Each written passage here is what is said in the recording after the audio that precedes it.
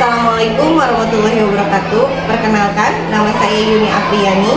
Saya mahasiswa PPG Daljak BIT 1 tahun 2024 di LPTK UIN Sunan Gunung Jati Bandung. Saya akan melaksanakan uji kinerja di kelas 6 SD Negeri Santaka yang bertempat di Dusun Santaka RT 03 RW 06 Desa Mangun Arga, Kecamatan Cimanggung, Kabupaten Sumedang. Selamat menyaksikan.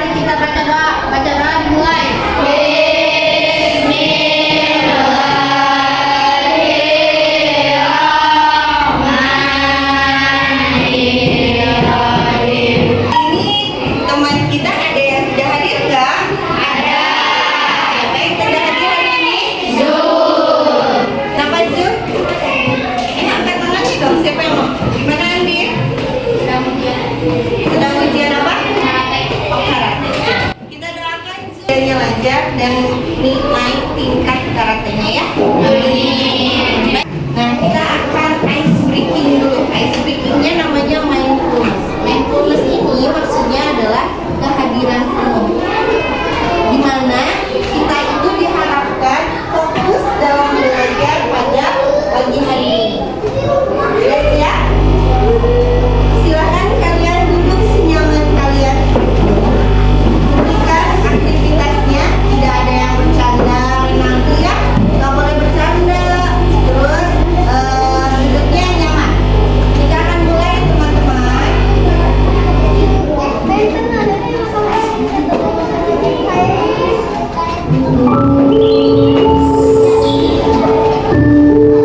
Dengar suaranya? Oke, sudah nyaman duduknya? Sudah. Yuk kita fokus pada diri kita sendiri. Tadi kan kita sudah mindfulness nih. Bagaimana perasaan kamu atau kalian ketika sudah melakukan mindfulness? Ada yang mau angkat tangan menjawab? Oke, silakan Evita. Rasanya sangat tenang dan senang. Tenang dan senang, kayaknya hal yang paling disukainya membuat kamu sangat senang ya. Oke, baiklah. Terima kasih Evita. Pembelajaran minggu lalu ada yang ingat nggak? Apa ya? Oke, Naila boleh jawab. Menulis surat Ad-Duha. Menulis surat Ad-Duha, betul teman-teman? Betul. Jadi minggu lalu kita mempelajari tentang menulis surat Ad-Duha. Ibu sampaikan dulu ya tujuan pembelajaran kita pada hari ini. Kita akan belajar menjelaskan pesan-pesan pokok dari Quran surat Ad-Duha, terus mengaplikasikan nilai-nilai Quran surat Ad-Duha dalam kehidupan kita sehari-hari nanti. Kemudian kita akan bekerja kelompok untuk menghasilkan hasil diskusi yang sangat relevan. Nah, itu tujuan pembelajaran kita pada pagi hari ini. Nah, sebelum kita mulai belajar, Ibu akan bertanya dulu nih, bagaimana Quran surat Ad-Duha mengajarkan kita tentang konsep harapan dan optimisme dalam menghadapi kesulitan hidup? Ada yang mau jawab? Oke, silakan Najila.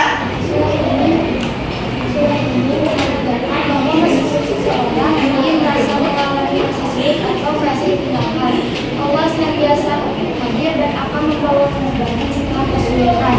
Ayat-ayat ini menambah harapan dan optimisme bahwa kondisi buruk tidak bersifat permanen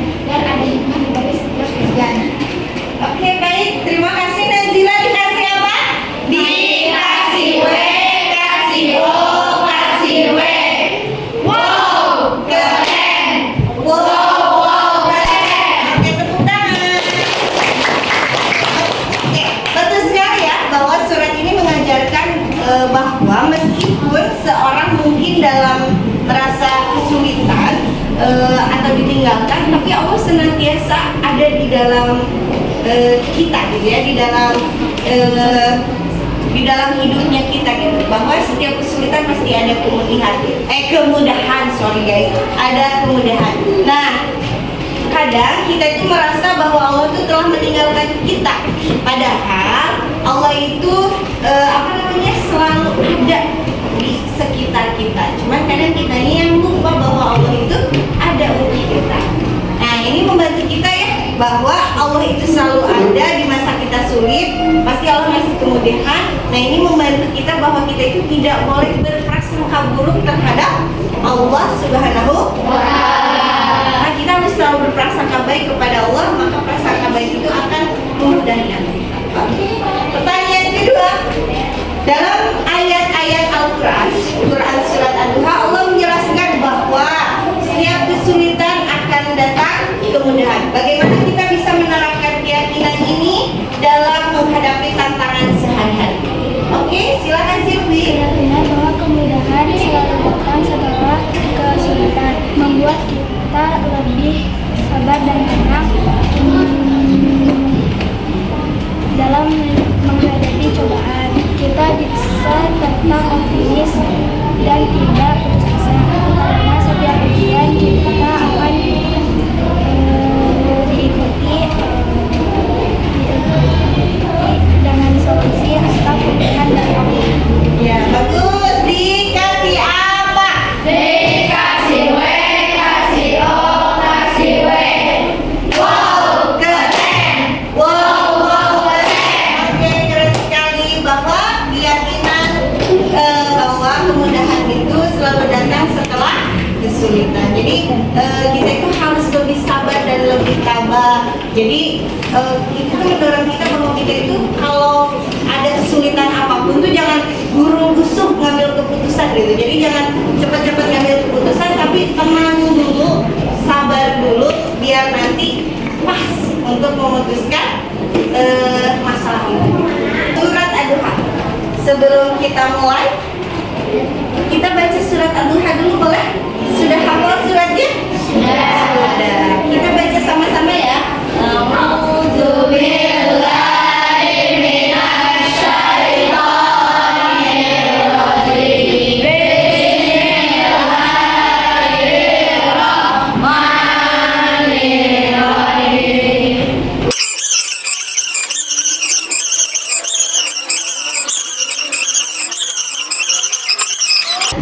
Hari ini kita akan melanjutkan pelajaran kita yang telah kita pelajari sebelumnya. Kita akan mempelajari tentang surat Ad-Duha, tentang pesan-pesan pokok surat Ad-Duha. Tapi teman-teman, ibu mau bertanya dulu nih, apa pesan utama yang disampaikan Allah kepada Nabi Muhammad SAW melalui Quran surat Ad-Duha? Apakah ada yang bisa menjawab? Oke, silakan Ananda Raja. Pesan utama dari Quran adalah bahwa Allah tidak pernah meninggalkan Nabi Muhammad SAW, dan masa depan Nabi lebih baik daripada masa lalu.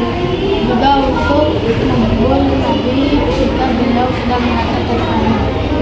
Keren sekali, dikasih apa? Dikasih W, kasih O, kasih W. Wow, keren. Wow, keren. Oke, tepuk tangan buat Anda.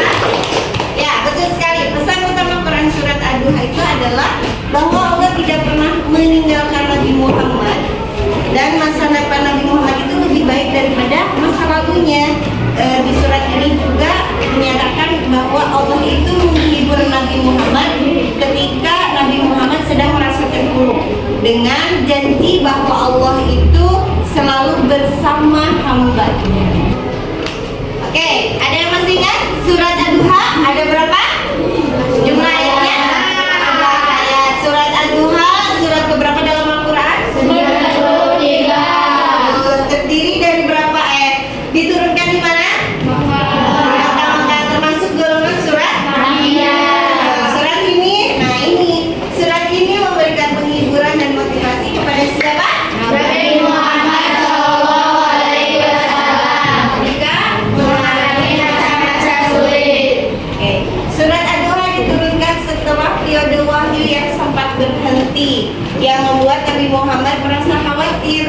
Pada saat itu Nabi Muhammad SAW menghadapi banyak tantangan dan hinaan dari kaum Quraisy yang mempertanyakan kenabiannya. Maka turunlah surat Al-Duha ayat 1 sampai ayat 11. Nah, ini isi kandungan dari surat Ad-Duha. Surat Ad-Duha itu dibagi dari beberapa bagian ya. Ada ayat 1 sampai 2 yaitu disebutnya ayat-ayat pembuka, bahwa Allah Subhanahu wa taala itu bersumpah demi waktu duha dan malam yang tenang. Ini menggambarkan kekuasaan Allah Subhanahu wa taala dalam menciptakan pergantian siang dan malam serta mengingatkan manusia akan pentingnya wahyu dalam kehidupan. Kemudian isi pesan Quran surat Ad-Duha ayat 3 sampai dengan ayat 6. Nah, ini disebutnya penghiburan. Ayat 3 sampai 6 ini disebutnya ayat penghiburan, bahwa Allah Subhanahu wa taala itu menegaskan Allah tidak pernah meninggalkan Nabi Muhammad dan tidak membencinya. Allah mengingatkan betapa pentingnya peran Nabi dan menyebutkan masa kecilnya yang penuh dengan pertolongan Allah, seperti saat beliau sedang keadaan miskin dan juga menjadi anak yatim. Nah, maka kita pun harus bisa sayang terhadap orang miskin dan juga sayang terhadap anak yatim. Nah, ayat selanjutnya adalah ayat 7 sampai ayat 11. Isinya adalah janji-janjinya Allah. Maka disebutlah janji dan semangatnya Allah untuk kita semua hambanya. Allah mengingatkan bahwa masa depan Nabi akan lebih baik dan memberikan janji untuk memberikan kebahagiaan dan kepuasan. Nabi diperintahkan untuk selalu bersyukur dan tidak mengabaikan anak yatim serta orang miskin. Nah, hari ini kita akan bagi kelompok. Apa ini ya? Ini namanya number head together, di mana kita akan memakai nomor sama-sama di kepalanya kita. Makanya disebut number head together. Ada nomornya di kepala kita sama-sama. Oke? Kalian bebas memilih, mau milih nomor berapa?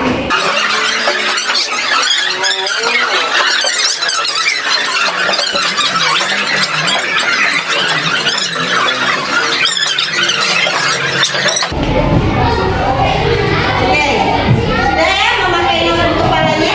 Sekarang kamu duduk sesuai dengan nomor yang sama. Yang kamu pakai nomornya nomor berapa? Oke. Kelompok 1 di sini, kelompok 2, kelompok 3, kelompok 4 dan kelompok 5 di sini. Ibu akan bagikan tugasnya kepada kalian. Satu tentang apa? Menentukan hikmah surat Ad-Duha. Kelompok 2, Pesan pokok pesan pokok surat Ad-Duha. Kelompok 3, ayat dengan pemahaman. ya, pemasangan ayat. Kemudian kelompok 4, nah, pemahaman Quran surat Ad-Duha dan ilmu syariah. Kelompok 5 tentang apa?